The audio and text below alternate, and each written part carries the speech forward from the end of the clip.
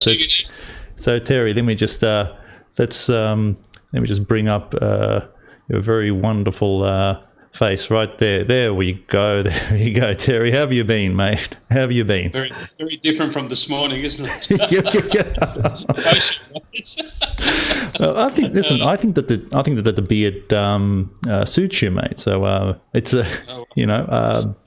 but I really want to.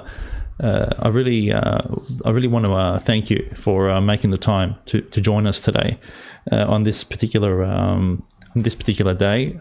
Now, Terry, just a brief history about yourself. I know that you're an academic. I know that you've done you've done your major studies in this area of history. I know that you've worked in the US as well as here in Australia in academia. But just talk a little bit about. I was going to do a whole bio thing on you. I've got it right here, but I thought, you know what, it seems a little impersonal. Why don't you tell us a little bit about yourself, and then I want to ask one or two questions with regards to your views on this particular day. Okay. I was born to Greek parents in Cairo, Egypt. Wow. Okay. Yeah, my parents were also born there as well. Wow. The grandparents, one lot came from Constantinople. That's my my maternal grandfather. Right. And the paternal one came from the island of Lemnos, which was the staging base for Gallipoli. So, and then we came to Australia, and then I trotted off into private industry, and then I decided that wasn't my forte at that time, and then went to university, got an MA degree in history, and I've published a couple of books. I've made a number of contributing book chapters. Last year I was a research fellow at California State University in Sacramento, California. Just went there 4 wonderful weeks. I would like to be there over now with the fires that they got over there in my other homeland. It does look scary. You're right. Yeah, it is scary. Yeah, it is. Very scary. So that, in a nutshell, is who I am, and also too, I'm a freelance writer for the Greek American paper, the National Herald. Brilliant stuff. Yeah, brilliant stuff. So, so clearly, highly qualified. So, given that, is it your ancestry from Egypt, the first? Well, my parents were born in Egypt, like me. Yeah. And was it that background? If your parents, so to speak, did they flee Egypt during the 1950s or 60s, the uprisings there? Well, the thing is, my father actually loved Egypt. He didn't want to leave. It was my mother that kept pushing him, because she had some of her siblings already over here. He said. Yeah. So that's why we came. Otherwise, who knows where we might have gone to the States. We could have gone to Brazil. Who knows? Argentina. No one knows. Yeah. And so, what sparked your interest in history, Ottoman history, or specifically because you've done a fair bit of research on the Greek genocide and that period of time in Greek or Ottoman history. What sparked it? Well, it's really interesting. I remember as a young kid, particularly my mother would say about Armenians being thrown off balconies in Cairo, Egypt, and that sort of like sparked my interest. And also too, apparently where I was growing up in Cairo as a very young child, I predominantly grew up in an Armenian Jewish quarter of the city. Really? So I suppose that's it. And then, of course, my dad fighting in World War II at El Alamein, which was one of the great battles of North Africa, which had a decisive thing in rolling back the Nazis in that part of the world. So I suppose all these influences played their part. But what really sparked my interest more so than anything else, that was the beginning. But what really lit the fuse to move forward was when I was an undergraduate student at Duke University, we did a course subject called European diplomacy from the Concert of Europe from 1815 to 1914.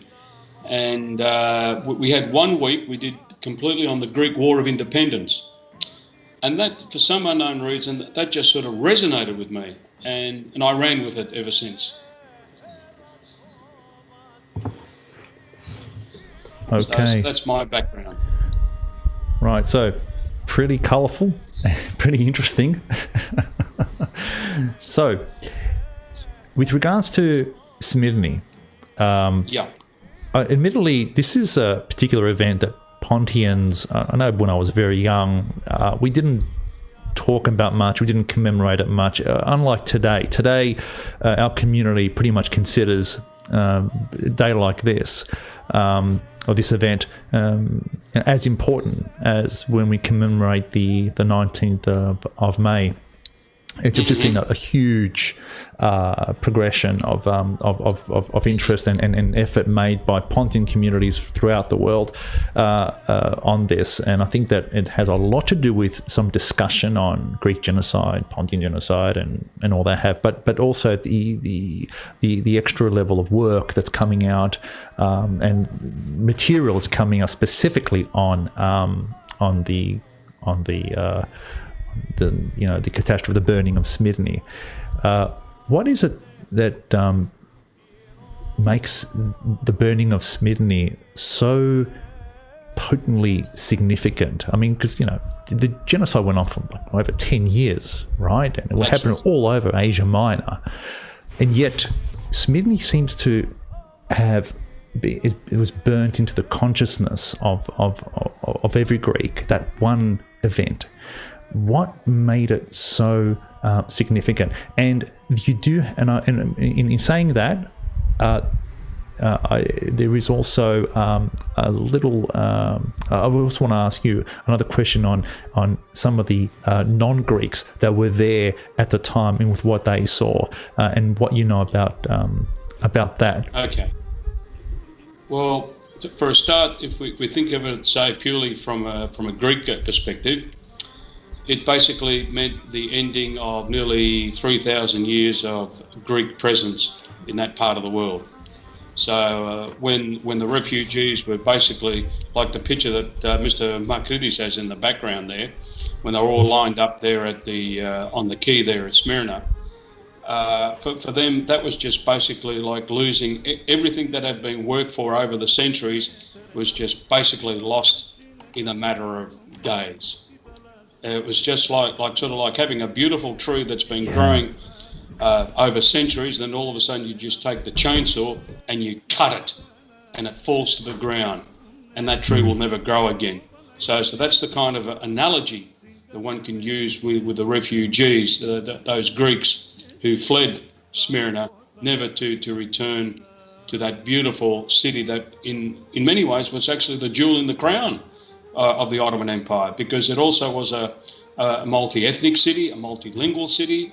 It was a very important trading port as such, and basically the communities that lived there, Turks, Greeks, Armenians, and all the Levantines that lived there, they all got on well. Yeah. At times, I mean, and of course, when you had war and all that, well, of course, you had persecution taking place. But there were times where they lived reasonably quite well with each other. Right. Now, and of course, what sort of is etched in our memories as well is seeing that great fire, right? That great Holocaust that took place. And I'd like to actually remark this. Back in 2004, I went to a genocide conference at California State University in Sacramento. Mm-hmm. I was the only guy there to present a paper on the Greek genocide. And I was asked by many people, there was a Greek genocide? I said, oh yeah, there was. Really? Yes, there was.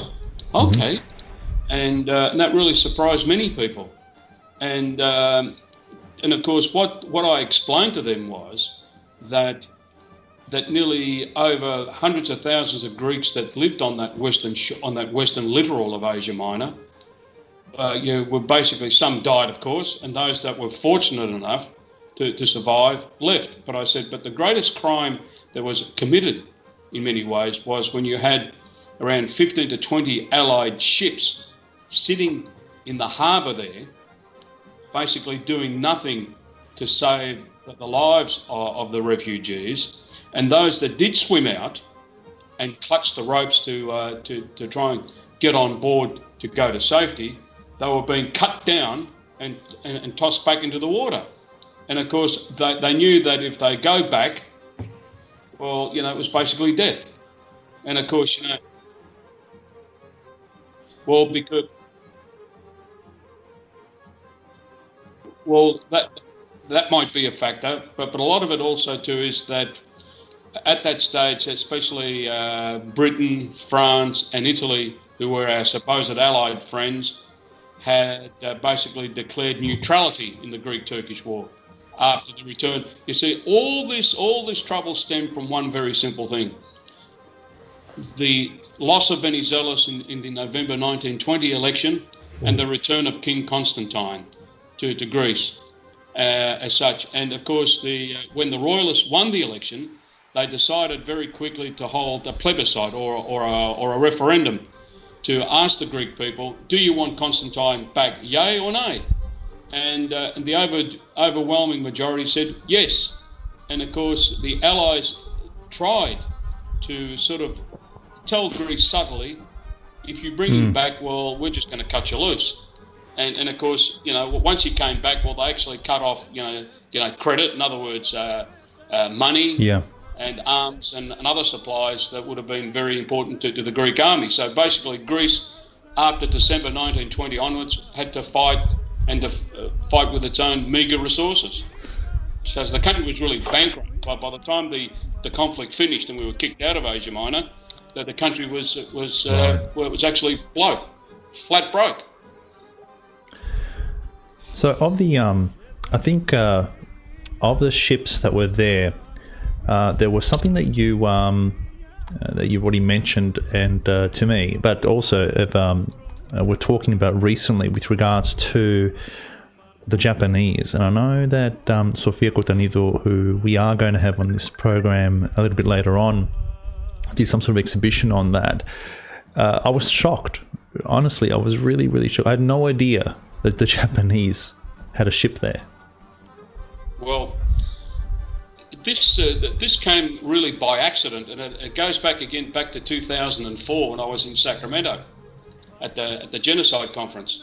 I heard someone actually mentioning about this Greek fella came up to me and he said, "Do you know of a Japanese ship that was in Smyrna?" I said, "No, that's news to me." Well, okay. So what I did was when I came back to Melbourne, I started searching through Admiral Bristol's war diaries in the State Department collections, and I went through old newspapers of that time. And there was reference to an unnamed Japanese ship that saved people. It didn't say how many people it saved or who the name of the ship's captain was, but there was this unnamed ship. Right. And even George Horton, in one of his dispatches to the State Department, mentions about an unnamed Japanese ship that did some good in saving these poor souls from Smyrna.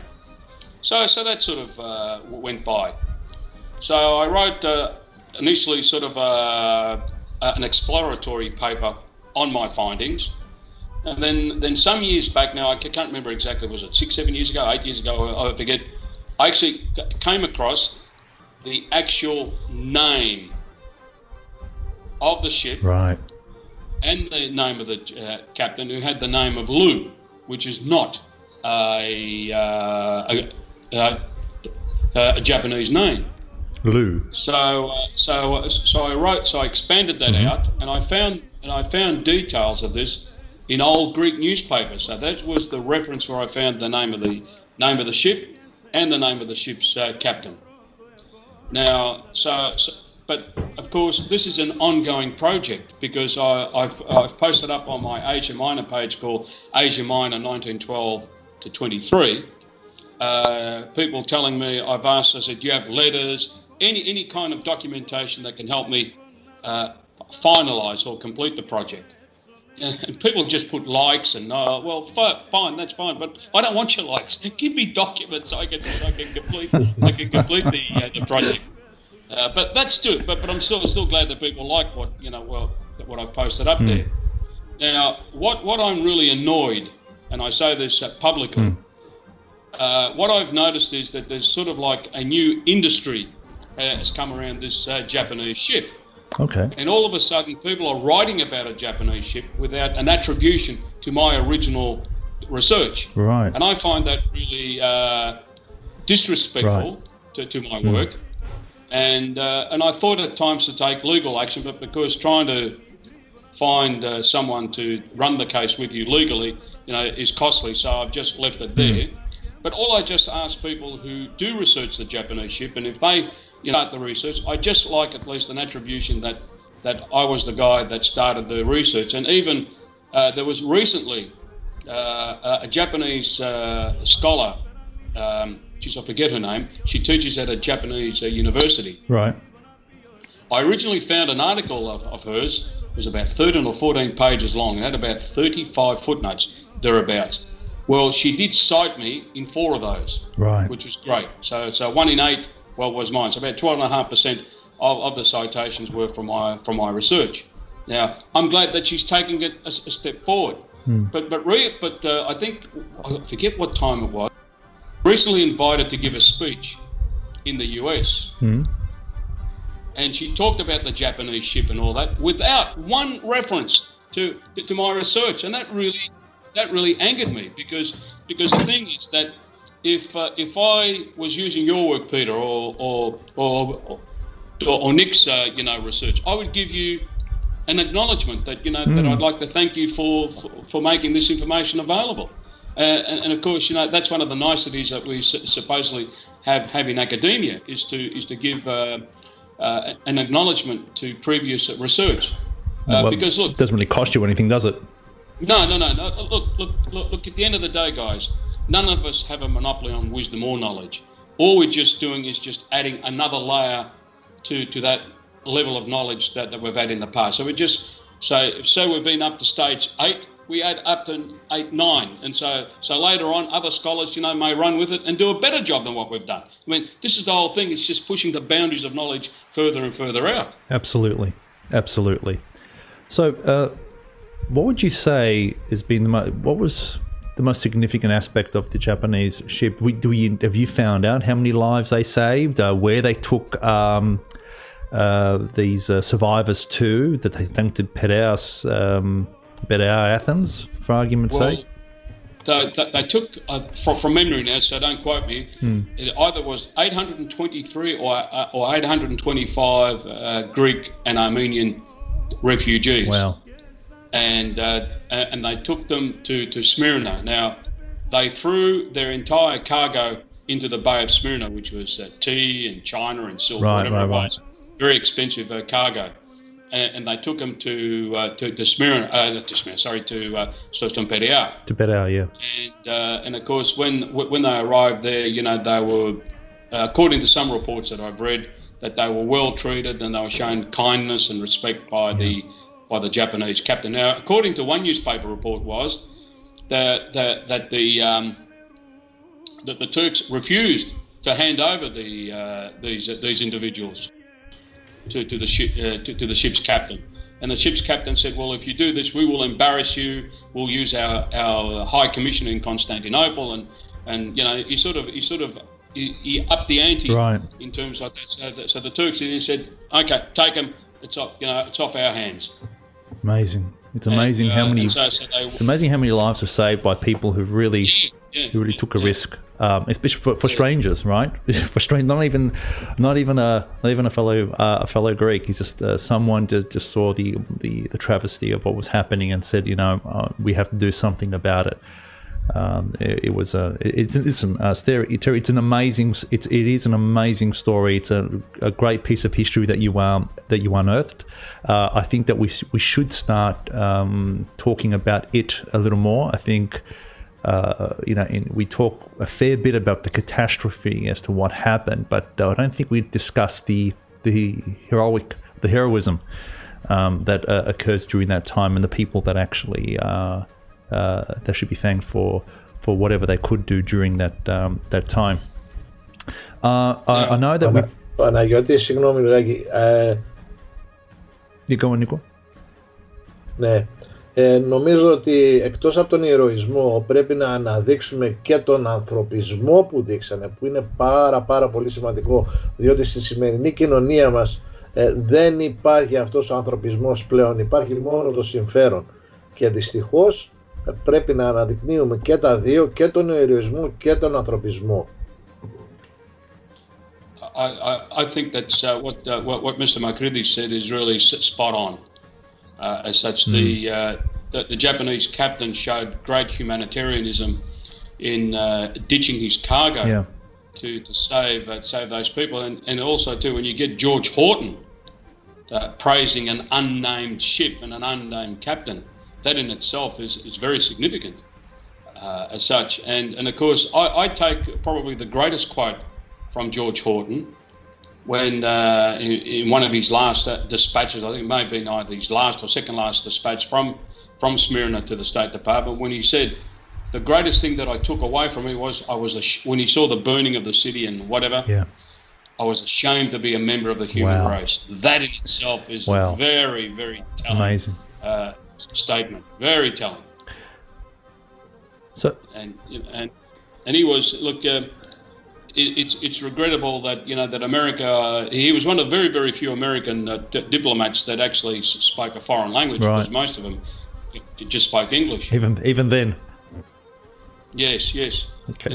As such, look, George Horton was actually at times he was the dean of the diplomatic corps. Right. In Smyrna. Yes. You see, what happened was when the Ottoman Empire was at war with the Western Allies. America never declared war against the Ottoman Empire. It just severed its relations in April 1917. So, but before that, George Horton was the dean of the diplomatic corps there, as such. But then, of course, when America severed its relation, then of course he left and went to Thessaloniki until he was recalled back in I think it was April or May 1919. To resume, and then until his last posting when he left in September 1922, and then I think in 1924 he actually took up some diplomatic post in Budapest in Hungary. After that, I'm not certain what his future was, what he did and all that.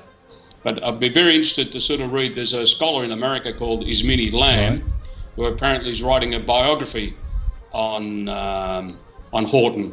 So I'm just curious to sort of see what her sources are as such. So I sort of think that she may have used, I don't know, I'm guessing here, and is possibly State Department documents. Right. So we are sort of running out of time, but I did want to highlight one thing, and that is I really wanted to actually ask you about some of the other work that you're doing. Now, I think we spoke about this beforehand, and but this is all online.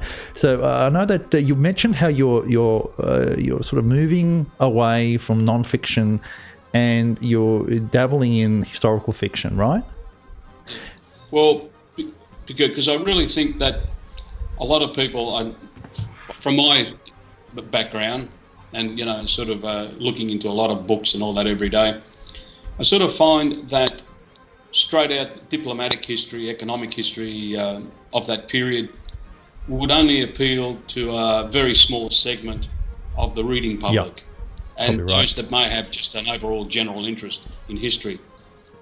But I think is that if we focus on events of that period, but through the eyes of fictional characters, changes the dynamics of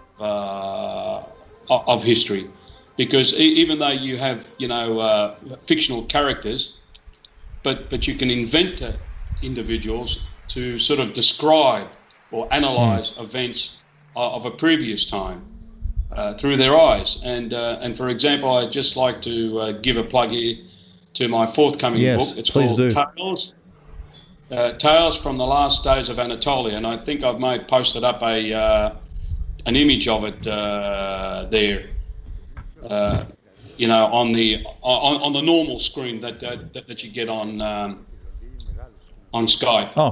Oh, sorry. So you okay? We'll tell you what we'll do, because I really want to actually see. Here it is. So let me open this image up. Let's see if I can't open save to. You know what? Let me just save to downloads. Now let me just open that up, because I think I saw this for the first time. And let me just go to sharing the desktop here. Yes. And bang! I think we can all see that now. Yeah, that's the book itself. We're looking to try and sort of make the official release sometime towards the end of this month. I'm just waiting basically on an official press release from the publisher, so I can actually move it forward. It is the way, I believe, Terry, because I tell you now, there are books that I've read on history, and I love the non-fiction stuff. I really do, but the fiction is a bit of a guilty pleasure, and I think that if you can sort of marry the two well, I think that it's almost like, as a reader, almost like having your cake and eating it as well. And I think that's the reason why it is so appealing. It also allows you to emotionally connect with the story and with the people, and if it can transport you back at that time, I think it's also another great thing. And let me ask you this: this is it a one story, a collection of stories? It's basically there's one guy who has 8 parts. There's another one 5 parts. I think there's another one 3, and then there's about half a dozen or so single stories. Right. I'll just give you an example like that. A friend of mine has written a book about a Greek journalist. They translated the book, and so I've changed his name and basically fictionalized what I thought would be 1 or 2 part series to this for publication. Is now turned out into a 12-part series. Wow. On this fictional journalist. And I even gone so far as to writing about the trial of the 6, the royalists who got shot for the Asia Minor catastrophe, and also wrote one piece especially on the trial of Prince Andrew, the father of Prince Philip. Right. Through the eyes of this fictional journalist. So anyway, so there's more to come. Fantastic. Well, we really can't wait. You're going to keep us informed of this, right? And we'll just make sure we'll inform the rest of the community regarding the coming out of this particular book, and we wait with great anticipation there, Terry. Thank you very much for the opportunity. No, it's our pleasure, and anything that sheds light onto this time and what happened there, and anything that could just move people enough to care about what happened then in order to do something about it today. Like as I was saying to Panayoti Diamandi beforehand. It surprises me. I mean, it surprises me that today you've got a country like Turkey that not only denies the genocide, but is more than happy to mention what they did to people back then, and instead of coming across as being apologetic or shameful, they're actually quite proud of their actions. You see Erdogan saying what he basically says, and he says that rhetoric that he uses, that it's all about glorifying that event. And to me, if you've got a country whose leadership, and let's face it, he's one of many who've come through that just look to that time as a time of great glory, and I just cannot understand.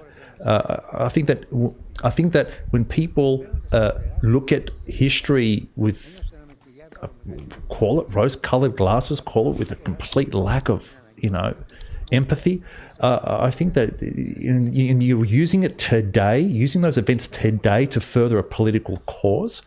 and you're using that as evidence of your superiority, a form of Aryanism almost, right? I think that it's important that books like this, stories like these come out just to educate people that, this is what really happened, and this is what this country's leadership is glorifying, this behavior here. So, kudos to you for bringing that. Can I just conclude something by here? All means. If we go back to 100 years ago, one of the things that I noticed reading Admiral Bristol's war diaries, after the Greek army had failed to occupy Angora, or Ankara as we call it nowadays, you see entry after entry after entry of businessmen making trips to the nationalist capital, because at that time the Ottoman Empire had two capitals, one the official government of the Sultan in Constantinople, and the rebel government in Angora or Ankara. But once the Greek army had failed in its mission, and then there was that stalemate for almost 12 months, well, then you start seeing businessmen travelling along the shores of the Black Sea, and then taking 10 days to reach Angora to discuss business deals, because everyone knew that the war would end one day. And of course, Turkey, well, what eventually became Turkey, would need reconstruction. So his war diaries are replete with entry after entry of businessmen. But the one thing that needs to be spelled out also too is that even in those days, like today, oil was one of the main things. And oil had to do with Standard Oil. It had to do with the oil in northern Mesopotamia, or what is now modern day Iraq, Turkey, and so on. So oil played a very, very important part even in those days for the expanding industry that was taking place after World War I. So, and of course today we see energy is at the heart of this sort of struggle between Greece and Turkey over the energy resources of the Eastern Mediterranean. But Greece has a legal right to have a continental shelf around its islands, because it's in the law of the international sea. And basically, I mean, for Greece to for Turkey to say, we need to go to the International Court of Justice to resolve it. No, thank you. No, we shouldn't have to do that. What is yours, and what belongs to Turkey, that belongs to them. I don't want to see a war between Greece and Turkey. No. Because I don't think anyone wants to see that. No. Because at the end of the day, Turks and Greeks alike. Because at the end of the day, both have parents. Yes. Absolutely. No parent anywhere in the world wants to bury their son or daughter over a war. Absolutely. I don't think anybody, and especially, but I think what I find most passionate, I know we can talk about this forever, and I will let you have the last word. I promise I will let you have the last word. But I just had to say this. There are times where we've been pushing for recognition of genocide, been pushing for this history to be told and retold, and we've been advocating how important it is to do that. And some of the feedback I've gotten over the years is, why, Peter? Why would you care? Why? What relevance is there today for it? And then you get examples like this, right? And you say to yourself, well, do you see how important it is that you cannot forget about history? That you have to keep on reminding yourself what has transpired, what has happened, because people, especially people in power, will use their money and influence to try to rewrite it to fit their purposes, and I don't need to tell you this, but we've over many years we've discussed how American universities have been influenced and by Turkish money, and how academics have been brought up in order to rewrite history, and then you've got people like yourselves, who with very limited resources standing up to that level of propaganda being perpetrated and fighting against it, and we're starting to see what the consequences are of not doing that, either not of being apathetic about things, indifferent about the past, and then allowing countries like Turkey who are pushing this revisionist version, this revisionism of history, to further their political agenda that will have real world consequences and affect the lives of Greeks today, and as well as for future years to come. Well, I'd just like to add two quick points. Firstly, we need to, if we don't learn the lessons of the past, we shall repeat them again and again and again. Too true. And as a footnote to that, I have spoken with various members of federal parliament here to their staffers, and I've asked them that question about that if the Greco-Turkish war happens, what side is Australia going to take? Good question. Well, they said, I said, no, you have to take a stand. If you say we're going to be neutral, that's fine. But if a conflict does happen, which side are you going to take? As such, and of course they don't like the questions that I ask, because to tell you the truth, they're really ignorant, because they don't really understand the history of that period. All they think about, is about Gallipoli and and all, and that sort of stuff. And and of course we do have accounts of Australian POWs seeing convoys of deportees. Now, as a final plug, anyone in Melbourne who who buys my book, I would be very honoured to personally sign it for you after these damn restrictions are lifted, so we can start living again. Absolutely, Terry. Like they release prisoners at the moment, and then back into the barn in the night time for sleep. Well, maybe. Well, I don't know how these book launches go or how it all transpires and so forth, but I sincerely hope if there's anything we could do on our end, I was hoping maybe we can even speak to members of the literature council here, Greek Literature Council, that might be able to help out as well. I don't know. I think that it's not just the Pontian community, but the Greek community as a whole should get behind this initiative, because they're great. Books like these, stories like these are great. And you know what? Stories like this type is it's an art, and art begets art, and I would love to see what some people would do with stories like this. Who knows? Probably a film in the making, short film at least. It'd be great. Well, as I said to you, Peter, I'm quite proud to say this, that some of the stories in this collection that's coming out can easily be made into a short TV series, and even the one which is 8 parts or 5 parts, whatever, the longer parts, that they could easily be made into a movie. I mean, if you can make a movie out of The Promise, which was an excellent movie about the Armenian genocide, I can't see why we could. I couldn't see why we couldn't make one for such an important project like this. Absolutely. Anyway, but that's into the future. Anyway, let's take one step at a time at the moment. Not a problem at all, Terry. Listen, well, I know we've gone over, but it was great talking to you anyway. Thank you for making the time to join us today, and we look forward to getting updates on your book. Ευχαριστούμε πολύ. Να είσαι καλά, Terry. Thank you. Thank you. See you. Bye-bye. Bye-bye.